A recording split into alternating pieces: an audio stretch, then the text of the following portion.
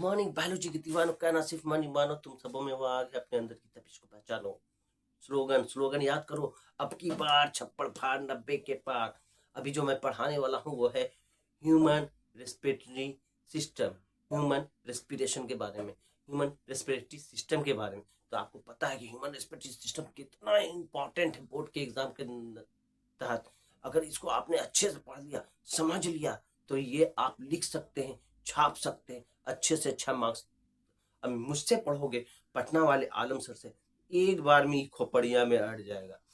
जैसे हमने ऑक्सीजन लिया, सांस लिया, सांस लिया तो क्या किया, नाक के अंदर क्या किया। देखो, मैं कुछ नहीं, जो हो रहा है सिर्फ उसी को पढ़ोगे ना तो तुम कामयाब हो जाओगे, तुम समझ जाओगे लॉजिक। जैसे मैं बोल रहा हूँ सिर्फ उसका आंसर दो। सांस लिया तो क्या गया, हवा गया। हवा में कौन सी गैस है जो कि इंसान को जिंदा रखती है? ऑक्सीजन। तो मतलब कि हमने ऑक्सीजन लिया, कहाँ से लिया? तो नाक से लिया। तो nose is the pathway, nose is the path जहां से हवा अंदर जा रही है, और हवा अंदर जा रही है तो ऑक्सीजन अंदर जा रही है। अब सोचो, नाक में उंगली डालो, नाक में देखो ना, कोई आदमी रहता है बैठा हुआ है शादी में किनारे, सोचो नाक में दोनों एकदम उंगली डाल के निकाल के गोलियाए हुआ है, गंदगी एकदम ऐसे लग रहा है कि मतलब ससुरा सुबह में मुंह होता है तो नाक साफ करता ही नहीं। कमरा वाला भी उसको लिए हुआ है। फोकस कीजिए जरा इधर, अब्बू आने वाले हैं टाइप का करके एकदम वो पूरा नाक का गोलियाए हुआ अपने मस्ती में। मतलब कि नाक के अंदर हमने ये देखा, अगर नाक के अंदर उंगली डालोगे देखोगे कि नाक में हेयर होते हैं, महीन महीन हेयर, म्यूकस होते हैं। म्यूकस मतलब चिपचिपा। तो जैसे हमने सांस लिया, ऑक्सीजन अंदर गया, मतलब हवा अंदर गया नाक के अंदर, तो चिपचिपाहट में जो हवा में मौजूद जर्म्स थे, जो हवा में मौजूद डस्ट थे, वो चिपचिपाहट में चिपक जाता है। बैक्टीरिया, जर्म्स और जो डस्ट थे वो जम गया, और हवा उसने उसको छान लिया, प्योर हवा अंदर जाती है, जो वेस्ट थी वो आगे बैठ गई। तो नाक के अंदर जो म्यूकस है वो हेयर है, उसका काम समझ गया।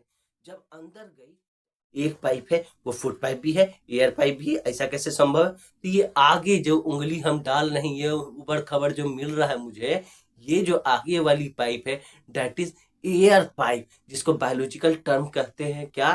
ट्रैकिया। और इस एयर पाइप के पीछे जो पाइप है, इसके पीछे, वो होता है विंड पाइप। तो अब ये समझ में आ गया कि ये गले में हमारे ह्यूमन बींग के दो पाइप है। एक पाइप है जो कि हवा को ले जाती है, एक पाइप है जो कि भोजन को ले जाती है। तो जो वो आगे की तरफ जो दिख रहा है, डेट इज एयर पाइप, जिसको ट्रैकिया कहते हैं। यहीं से ऑक्सीजन हवा जा रही है लंग्स के पास, और इसके पीछे एक पाइप है, that is known as wind food pipe, biological term है ईसोफेगस, वहां से खाना जा रहा। और ये कॉमन प्लेस है pharynx. Pharynx is the common place for air and food. फिर आगे जाते हैं तो यहाँ पे लैरिंग्स आता है। लैरिंग्स मीन्स क्या? वॉइस बॉक्स, जहां जो हम विभिन्न तरह के वॉइस निकाल रहे हैं ना। ये 2.5 किलो का हाथ है, जब ये पड़ता है तो दुश्मन उठते नहीं, उड़ जाते हैं। तो ये जो डिफरेंट टाइप का आवाज निकल रहा है, ये लैरिंग्स की वजह कर निकल रहा है, जिसको वॉइस बॉक्स कहते हैं। अब देखोगे, इस पे हाथ रखोगे तो यहाँ पे दिखेगा कि कुछ उबड़ खबड़ ये जो विंड पाइप है, जिसको ट्रैकिया कहते हैं, इस पे दिख रहा है। ये है कार्टिलेज का बना हुआ है। कार्टिलेज क्या है? सॉफ्ट बोन को कहते हैं। ये कार्टिलेज का बना हुआ है। क्यों बना हुआ है? ये कोलैप्स ना हो जाए, बर्बाद ना हो जाए। अगर ये ना रहेगा तो अगर दीवार आपस में सट जाएगी तो हवा जाएगा ही नहीं अंदर। जब हवा अंदर नहीं जाएगा तो हम मर जाएंगे। इसलिए कार्टिलेज का बना होता है कि गोल बना रहे और हवा आसानी से जाए। अब ये हवा कहाँ गया? हमारे लंग्स के पास गया, फेफड़े के पास गया। फेफड़ा क्या होता है? पेयर में होता है, दो फेफड़े होते हैं ना। फेफड़ा का अगर शेप देखोगे तो दो है, दो शेप है। और ये फेफड़ा जो लंग्स है, किसके अंदर होता है?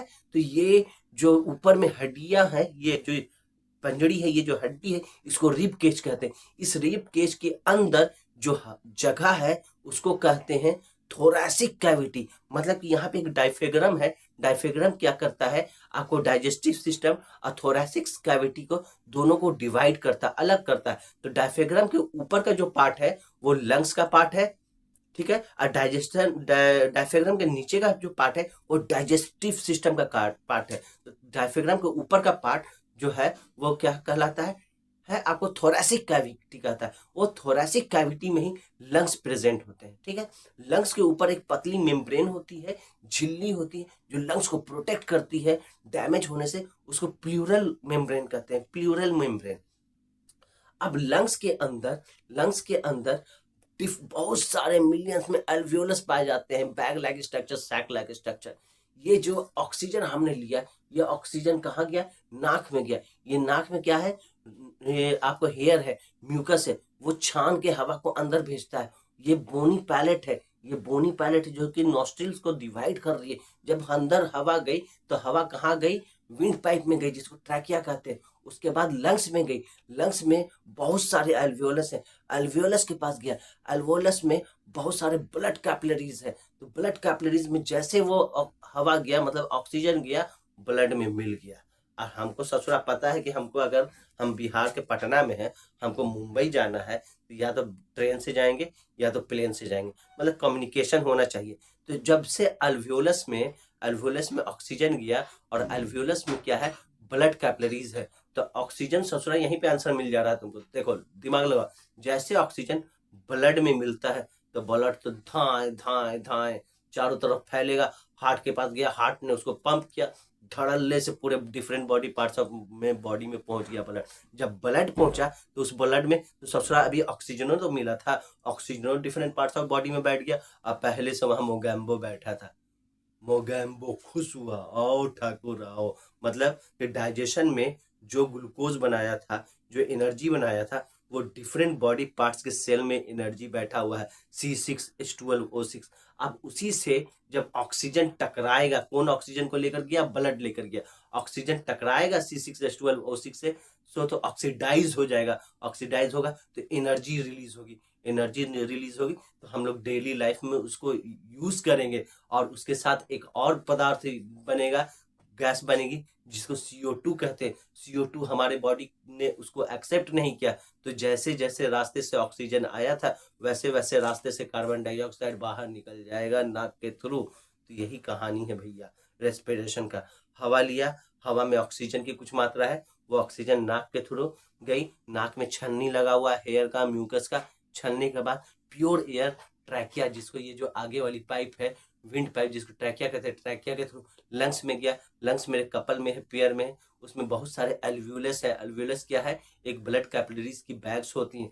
वहां पर जैसे ऑक्सीजन गया, वहां पर ब्लड कैपिलरीज है, तो ब्लड में जैसे ऑक्सीजन मिला तो ब्लड का काम है पंपिंग का, पूरे बॉडी में पंपिंग कर दिया। किसको? ब्लड गया तो ऑक्सीजन भी गया साथ में। और पहले से मोगैम्बो भाई साहब बैठे हुए हैं, डाइजेशन में जो ग्लूकोज बना है, ग्लूकोज से आके जब ऑक्सीजन एकदम ठाए से टकराता है तो विस्फोट में एनर्जी निकलती है, एनर्जी बॉडी यूज कर देता है। उसमें एक और गैस बनता है, कार्बन डाइऑक्साइड, जिसको बॉडी यूज नहीं करती है। फिर वही वापस बॉडी लंग्स को भेज देता है। लंग्स क्या करता है? फिर विंड पाइप के थ्रू उसको नोस्ट्रिल्स के थ्रू, नाक के थ्रू बाहर निकाल देता है। तो ये प्रोसेस चलते रहता है, जिसको रेस्पिरेशन कहते हैं, श्वसन की प्रक्रिया कहते हैं। कि कैसे ऑक्सीजन गया, ग्लूकोज से ढाई से टकराया, एनर्जी बना, एनर्जी बॉडी यूज किया, वेस्ट प्रोडक्ट बना CO2 को बॉडी ने एक्सेप्ट नहीं किया, वो फिर वापस बाहर चला गया। कितना आसान तरीका, कितना एकदम आसान तरीका। अगर इसको अपने जबान में लिख भी सकते हो ना।